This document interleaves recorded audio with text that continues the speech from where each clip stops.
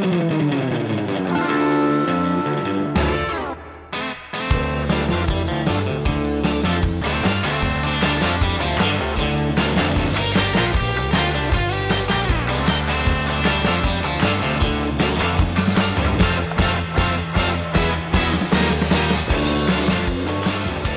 and welcome to Practical Spirituality here in Asia Torn, the old city of Jerusalem, overlooking the Temple Mount.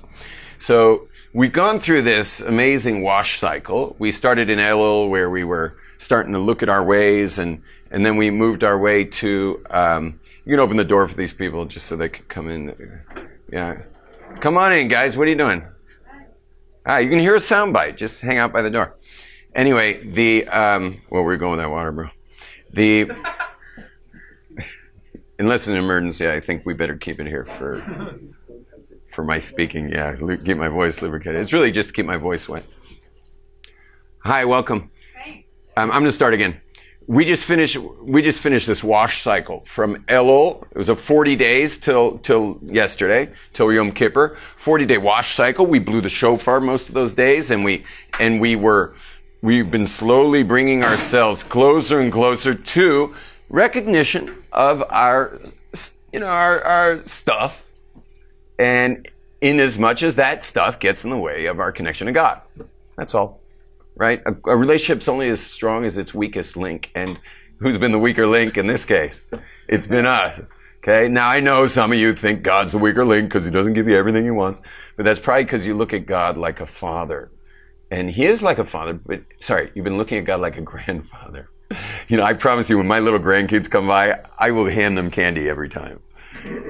I'm not doing that for my kids. I'm not taking my kids to the dentist every day, like, here comes the grandkids. We've been treating God like our grandfather, like he should somehow just give us whatever we want all the time. And in fact, parents are better at this job because they're thinking out what's good for you. And sometimes what's good for you is a bright red behind. Okay, and God gives you a bright red behind all the time. Okay, he does it different ways. Like, for example, marriage. I mean, you can't get a bigger bright red behind than getting married. Yeah, you get married, your behind's going to be bright and red. Yeah, it's going to look like a stop sign. Yeah, and not that your wife's or husband's ever going to spank you, but you'll notice you get whooped all the time, and it can be just a look that they give you, or just a feeling in the room, but you're learning, and so God works through this. And this is why all you single people must get married as soon as possible, because especially if you're over the age of, let's say, 23 or something, that it's probably obsolete how much you're going to grow as a single person. So at this point, you must have that growth happen as a result of being a little too intimate with somebody, called marriage, and then that'll help you grow for the rest of your life, very intensely. And that's how we grow. And that's it. And you'll learn that way, but you're not going to learn single. So now, if you're totally unmarriable right now, so then get yourself marriable. Do what it takes to get yourself marriable, ASAP. Because right now, if you're not marriable, it means you'd be a liability to marry. So get yourself to the point where it'd be that you're someone worth marrying. And if you feel you're there, so then don't waste any time. Get with it. And I have a class online. Please feel free to watch. And many people watched it and have succeeded in getting married, called The 6 Ways of Expediting Finding Your Soulmate. Anyone here ever heard that class? Yeah, you've heard that class? Okay, but you guys are still single. I don't think you're even dating. So, So anyway, but there's 6 ways to expedite finding your soulmate. Okay, that's not our class. We've been in this wash cycle, trying to get involved in what's between us and God, and the answer is we are between us and God. We're the issue. And so we worked it through, and we finally got to Yom Kippur, where we took full responsibility for the jerks that we are. Hopefully it broke you. I understand that probably half you listening to this aren't broken. Probably most of you maintained your resolve, as people are stubborn as hell, and it's just the way we are. We once you've done something long enough, it becomes once you've done something long enough, you create a story around it, and that becomes your justification, or should we call it instead self-deception. Meaning you live in full self-deception all the time, and so do I. We're all big bluffers, and we are the most in the way of everything that we do. Because once you've done something for a while, human beings are philosophical. We'll create a whole story around it, and everything will totally make sense. And crazy stuff makes sense. Like reminding me of I saw a picture of two kids whose arms were burned and lacerated, reaching over the child services people who were carrying them into the van. And they're reaching over screaming mama as their mother was being put into a police car. Okay, that's you. That's you, meaning not that's you, God forbid, please God, no one's ever had anything that bad. But whatever was going on in your home growing up has been a story you've been telling yourself all these years. And the biggest dysfunction in the world makes total sense to a human being as long as they have their reasons. And we are very reasonable people. We are reasonable. Like we put a little check by the word reason. And we'll just make up reasons for every kind of dysfunction out there. But if we followed the prescription of the beginning of Elul till this day, we have now shed our skin, and we are ready now to actually have something real happen. And what's that real thing? What's the real thing that happens when you shed your skin? And the answer is connection. Now you're ready for connection. You've been bead blasted by the machine of Judaism, and you're ready for true connection, which is beautiful. And now that makes you like a newborn baby. And also, even if you're one of those people who maintained your resolve, meaning you kept your stories going and you're still stuck in all your stuff, nevertheless, God has washed you clean. We're all clean right now. The biggest sin I have at this point since yesterday, I think I did something. I made 2 blessings B'rei Pri Ha'adamah yesterday. In the meaning, I'd already made one. Yes, meaning last night when I was home, I ate something that was Adamah, and about 20 minutes later, my wife served me something. I made a blessing again. And although that may be okay in your own home, because back to Aaron, in your own home, you're allowed. You never know what you might eat, so you can make new blessings on the same food types.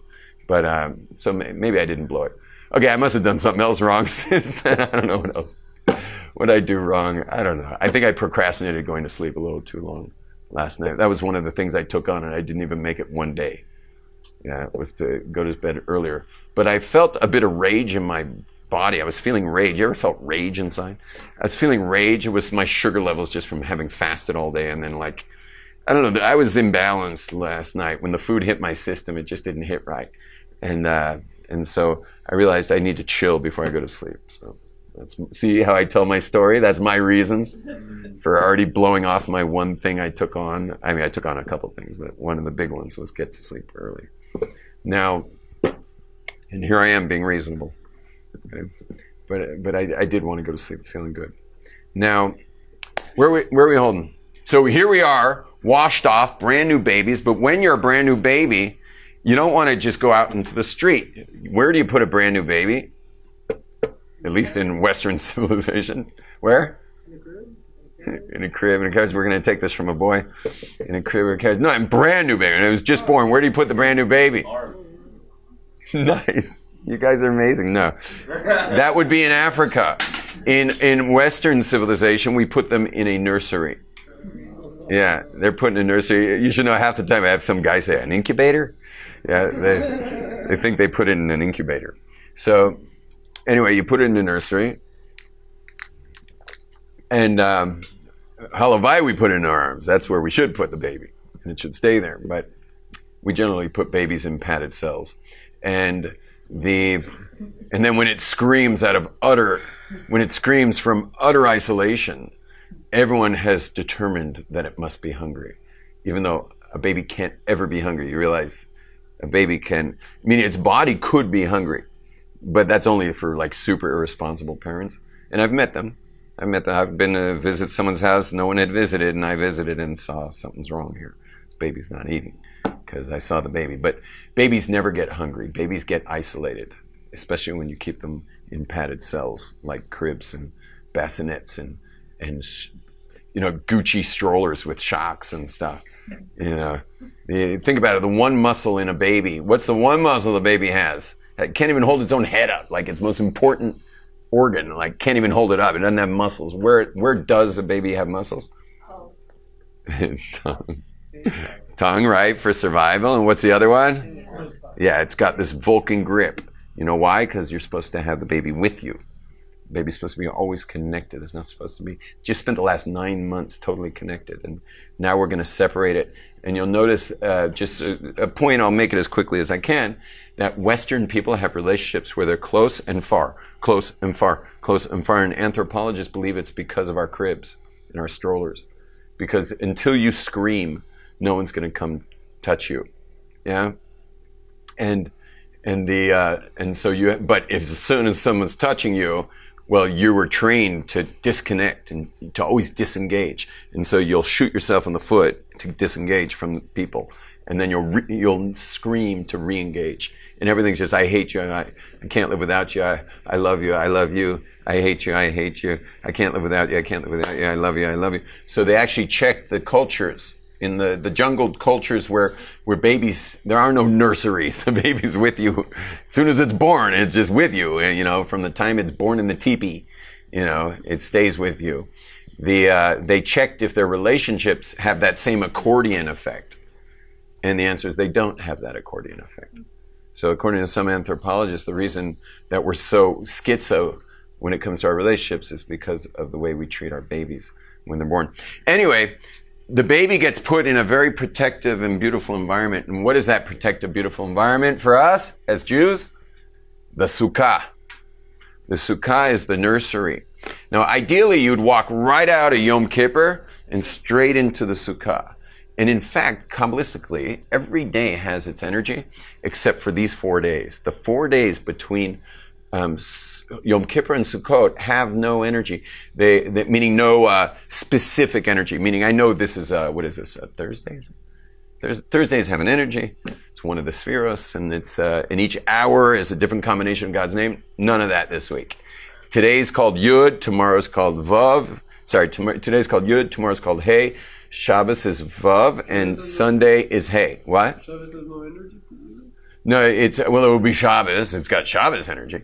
But the hours of the day, all the Kabbalistic stuff that happens throughout a day, don't happen these days. We are in limbo till we step foot in that sukkah. Now, why God set it up that way? Well, one of the reasons is because you need the full moon for a holiday. Holidays happen on the full moon, except for the hidden one. The hidden holiday is Rosh Hashanah. So the hidden holiday doesn't have the full moon. Yom Kippur is because of you need those 10 days. But the real holidays happen on full moons. And those are many different full moon holidays. One is Sukkot, obviously, is on a full moon, and Pesach's on a full moon. Shavuos is not on a full moon. Pesach's on a full moon. Purim's on a full moon, unless you live outside of it, Jerusalem. Tu B'Shvat's on a full moon. Tu B'Av's on a full moon. So we want full moons, okay? A full expression. And anyway, but the other reason is because you got to build a sukkah. You got to get busy with a sukkah. And if someone built a sukkah for you, so help somebody else build their sukkah. My sukkah's already built, so all we need help with is basically decorating, cooking, and logistics. So if anyone wants to help with any of that stuff, please let me know. Also, anyone who would like to sponsor some of the meals, feel free. The sponsorships are on, I don't even know where they are. What's the name of that? No, what's the name of that one, the Chesed? What's it called? Chesed? Fun? Chesed Fund? Is it called Chesed Fund? Yeah. Chesed Fund. Anyway, anyone wants to help sponsor those meals, help feel free. Yeah. So you said that the sukkah is like the nursery, but you're saying that the nursery is separate and not in the arms of like the parent. So right. Forget that part of the analogy. This is the arms. I was just using that as a Western version of it, but I wound up going on that digression. Ignore that part. Because I wrote the arms. Yeah, the sukkah is the arms. Yeah, and that's why sukkah is spelled with a samach. It's like a hug. Yeah, the sukkah, and it has to have, It has to have 3 walls at least, which is getting towards the hug, and you're going to be hugged in the sukkah by God's presence. It's an amazing thing. I mean, think about what is the actual mitzvah of Sukkah. What do you have to do? Yeah, nothing. You don't do anything. It's how many mitzvahs where you don't do anything? Your whole mitzvah is to dwell inside the sukkah, to just be in there. And you'll see, by the way, you want to know a test of holiness is God willing, you won't see, but you'll see people that have to leave the sukkah. It's the weirdest thing. They have to leave the sukkah.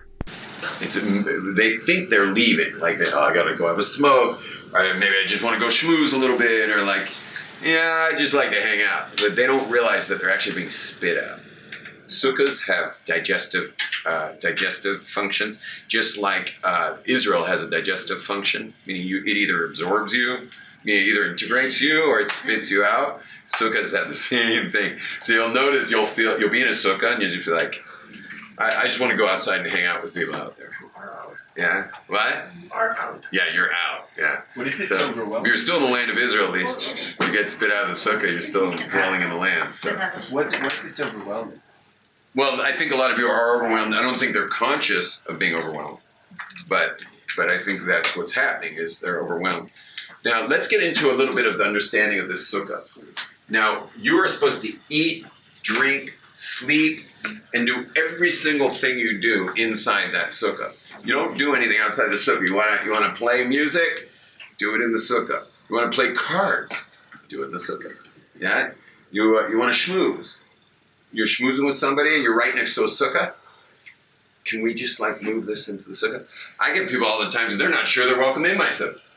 But we wind up schmoozing a little bit. Now we're just schmoozing. He's like, so where are you from? We're playing Jewish geography. And after a while, I'm like, you know the difference between you and me? And they're like, what? I'm doing a Torah commandment and you're not.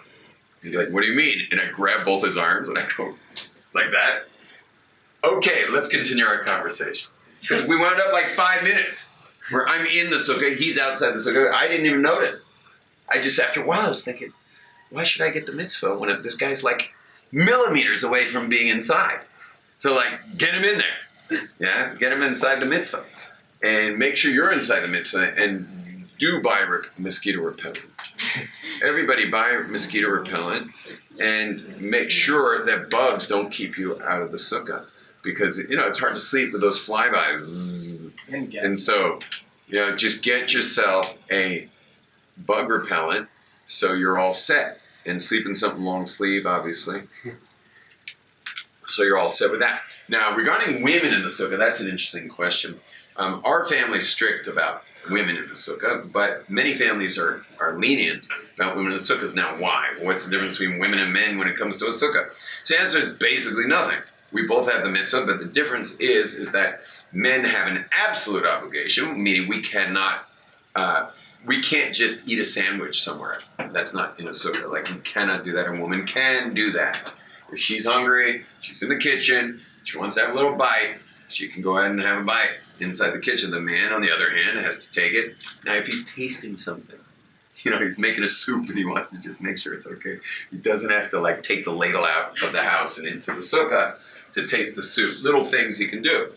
And maybe he's just dehydrated, needs a little water. Although I'll tell you, the Jerusalemites, the real, the gold-coated ones with the furry hats, yeah, they would, I doubt they'd even taste a soup, which is probably a good reason to stay away from this soup. But it's been untasted. Now, they won't drink even a sip of water outside the sukkah. They're super, super careful. In Jerusalem, back to the Jerusalemites, is the women are careful to always be in the sukkah, and they also sleep in the sukkah. The women sleep in the sukkah. And so the very, very intense, Mea Sharim communities, the women are much more serious about sukkah than the rest of the world. The rest of the world are lenient about sukkah because the men are also pretty lenient about sukkah. If you go to New York, and I understand why people are lenient because, sometimes it's pouring rain and, the Jewish holidays were created for the land of Israel. They weren't created for American, yeah? So... the United States of Asa has different inclement weather during Sukkot, and sometimes it rains. And so so. By the way, it's rained here too. But if it rains here, our sages tell us that it's as if God's spitting on our sukkah. Yeah, it's not supposed to rain. Rain means bad news for the Jews, unless you're Chabad, and then everything's good. Yeah.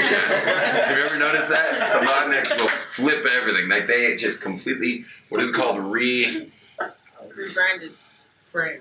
Reframe. They reframe literally everything into something bad. You know, like there's like a car crash, and they're like, must be there's supposed to be scrambled eggs. You know, maybe there's eggs in the back. Yeah. So. I guess when they exchange ID, you know, maybe maybe they're going to get married or something. So, or maybe their children are going to get married.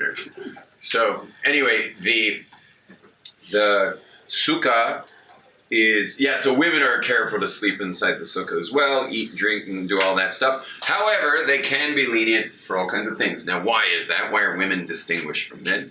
The answer is that all commandments, all positive commandments that are time-bound, women are exempt from. So time-bound commandments, they could do them, but they're exempt from them. So, but we're super strict about some of those. So women, like, good luck finding a woman who's going to miss shofar. It's a time-bound commandment, right? It's only blown on Rosh Hashanah. And it's a positive, thou shalt blow the shofar. But show me one woman who's going to miss that. I mean, they got men blowing shofar throughout hospitals and stuff, you know, for women who gave birth and women who were ill, you know, like there's shofar blasts going through all the wards to make sure all the women heard them. And that's with blessings and everything. Women will shake lulav. We're going to get to lulav in a second. But let's close up the sukkah business. So anyway, women should be very careful to be in sukkah as much as possible, but you don't have to make yourself crazy. Now, once in a while, you'll be in a situation where there's only room for men in the sukkah. What do you do then? Meaning there's 12 people at the meal, it's 6 couples, and you have a long table, half the table, it's all under the sukkah, except there's a balcony over half the sukkah, meaning the neighbors upstairs have their sukkah. And you have to have the sky over the thatch. It has to be the sky over the thatch. But you got a balcony over the thatch. Well, guess where all the women are going to be sitting? Over there under the balcony of the other person, while all the men will be under the sky. Why? We already said why. Because the men couldn't eat otherwise, and the women could eat. So you're not gonna for some highly feminist man who says, I'll just break this commandment in honor of letting the women sit inside, the part of the sukkah that's kosher. No. Torah takes precedence over these types of chivalrous moves. Okay, Torah takes precedence over that, and so that'll be the situation sometimes, and it's not a big deal. I've sat inside actually because I was dining. We had guests who were from America, and they were on their second day of Sukkot, and we only keep one day. So we put the table. We were renting an apartment that only had room for our family. But we realized, since we don't have to be in it, we'll just get our big table. Half of it will be outside, and half will be in our dining room. Because the balcony was off the dining room. So my family sat in the dining room, and they all sat in the sukkah. So it worked perfectly. At the end of the holiday? It was their second day, and we were done. We were in Simchat Torah. Yeah. Why do Israelis only keep one day? That's an excellent question. Not for now. Okay. Yeah, that's complicated. Now, bigger question is, why do Israelis keep 2 days of Rosh Hashanah? Complicated. They're not going there. Now, why are we going into thatched huts, and why is that the hug of God? And so let's back it all up. Ready for this? You're not going to believe how this is going to go. Remember earlier I was talking about how we all create stories around our dysfunction? That dysfunction with reasons we call functional. We think we're functional as long as we can tell the story to a therapist of why things are the way they are. Somehow we're functional. But dysfunction with reasons is functional. Now, what does that mean, someone who has reasons? So another way of saying someone who has reasons is someone, listen carefully, who's made meaning around all kinds of circumstances. He's made meaning around all kinds of circumstances. I'm using the word meaning now. Around all kinds of circumstances, such that everything makes sense. Like, as long as I can make everything mean what it means, so then somehow life makes sense. Did that mean anything to you guys? Yes. If I can create meaning around,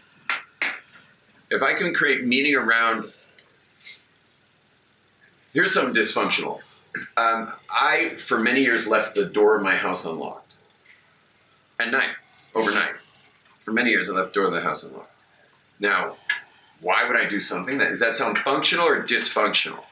It's dysfunctional. Man's supposed to protect his family. Now, it just so happens we live in a city that doesn't have those kind of domestic stuff going on, but nevertheless, it's got a lock. Use it. They have friends that need a couch. You have friends that need a couch. Anyway, I would leave the house unlocked, and I had my reasons why I did that. And the reason why I did that was to show the world, show my wife, show me, show the kids, how safe Jerusalem is. Look how safe Jerusalem is. And they're like, that's nice. Why don't we just see how safe it is with the door locked every night? Like, do we have to have our own personal example every single morning? When we open the door and see it was never locked? Do we need that? And I realized, oh my gosh, this is coming from some crazy thing that what basically happened was, stuff about my upbringing meant certain things to me. I'm using the word meaning a lot now. Certain things meant things to me. And by showing, and this is where my whole daredevil surfer stuff is, by showing that we're safe, even in 25-foot waves, a mile out in the ocean, if I can show we're safe there, then maybe we're safe. And if I can keep the doors unlocked, maybe we're safe. And maybe I gotta prove we're safe. So anyway, does this sound like functional stuff or a bunch of crazy meaning making? Which one? Everyone together? Crazy meaning making. Well, guess what? Your biggest protector is God. He's been protecting you all the years of your life. But you've been making crazy meaning making and so busy protecting yourself. I bet you a lot of you even wondered how you're gonna make it, like financially, like how you're gonna survive your life. Like, what are you gonna do? How are you gonna make it, man? How are you gonna eat? How are you gonna afford a house and a car and a mortgage? And how are you gonna do all that? Raise your hand, have you ever worried about that? Be honest, anyone ever worried about that? Okay, keep your hands up if God ever left you hanging. Has God ever left you hungry? Have you ever gone a few days without food? Have you ever been without shelter? Have you ever been homeless? So yeah, you all slowly put your hands down, but you're lying. God has been batting 1,000 with you, but you treat him as if he's going to drop you tomorrow. You have been totally incongruent with the reality of God taking care of you. And the fact that you'd even lose a second's sleep over God protecting you is a joke, because he's been protecting you all this time. And the only times you've ever been what you call not protected is exactly what's turned you into the teacher that you are. So that you can help people. Because we don't need anyone's help who's talking theory. We need the help of people who've been through stuff. And God creates teachers, and he helps us through our incarnation. You live many lives. And the stuff, some of the scrap without the S that you had to go through was part of what's called in Hebrew a tikkun. It's a spiritual rectification that happens through lifetimes.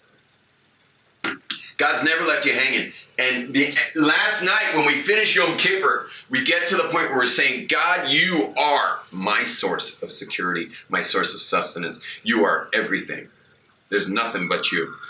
Then you're going to go back to your house with the lock on the door and the reinforced cement and the alarm system and the what do you call those cameras? The security cameras and you understand? And you got that picture there and that wall's painted like that and that curtain like that and the staircase was, that kind of mahogany wood on the banner, meaning it's a giant, crawling, oozing locus of meaning making. Your home is packed with meaning making. So your home, where you're dwelling all the year, is like packed with all the stories you tell. And these stories that you're trying to tell the world about you. And if people can come over and, isn't it fun to show people your house so they can get to know you from how you chose, what you chose and stuff. And Sukkot is like, no, that's a joke. Okay? No, and by the way, our home is also totally customized, and it should be. Your home should be customized to you. It's great. But right now we're like babies. We just finished Yom Kippur. We're in God's arms right now. And all the stories we've been telling ourselves and that we're trying to tell the world don't count right now. What counts is to go dwell in a thatch hut that couldn't even stand up to like even a fairly strong wind would knock the thing down. A little bit of rain, everyone's running for their lives out of that place. And we had one year where sukkahs to smithereens. Like there was nothing left. No sukkah was left standing. Ice, hail, like thunder and lightning and like crazy, more than once during the week, meaning it was everyone rebuilt. And Shabbos, where you couldn't even rebuild again, it was everything was taken down again with a major storm, totally out of season. That's a storm from like February, where everyone's sukkahs were destroyed. We are putting ourselves in ultimate vulnerability. Yeah, it's hard to sleep in that sukkah. I'll end with a story. Sleeping in my sukkah the first night of Sukkot one year. Everyone's laying down, all my family, my wife's asleep. Now my kids are all asleep. I'm looking at the kids. I said, that kid's asleep because I'm here. That kid's asleep because I'm in here. They're all asleep because their father's in there protecting them. That kid's sound asleep, and that kid's sound, and that kid's sound asleep. Finally get to my wife, she's just like, she's sound asleep because I'm in there. You ain't going in there until I'm in there. And I'm like, what about me? I want to sleep. I couldn't sleep. But after about an hour of staring at the schach, at the thatch, I finally got the point of sukkahs. God's in there. God's watching over me. And I fell asleep. Chag Sameach, everybody. Shana Tova. May you have amazing Sukkot experiences. By the way, just a real quick announcement. This rabbi in the back, he brings food. Wave your hand, Rabbi. He brings food to a family every Shabbat from this class. So if you'll feel better on Shabbat knowing, and it's also going right into Sukkot. If you want to give a little extra, because Sukkot, the first night of Yom Tov, is Sunday night. This rabbi, if it folds, it'll buy fish or meat. If it jingles, it'll buy Pringles, okay?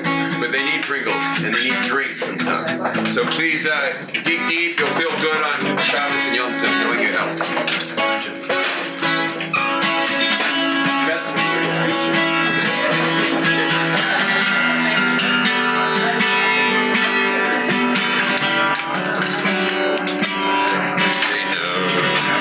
First night.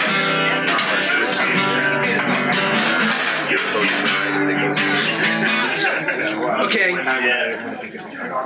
Everybody, if you want to not super be in this class, you should all definitely leave. Because it's post Yom Kippur, and I'm going to get a little personal. So, I don't want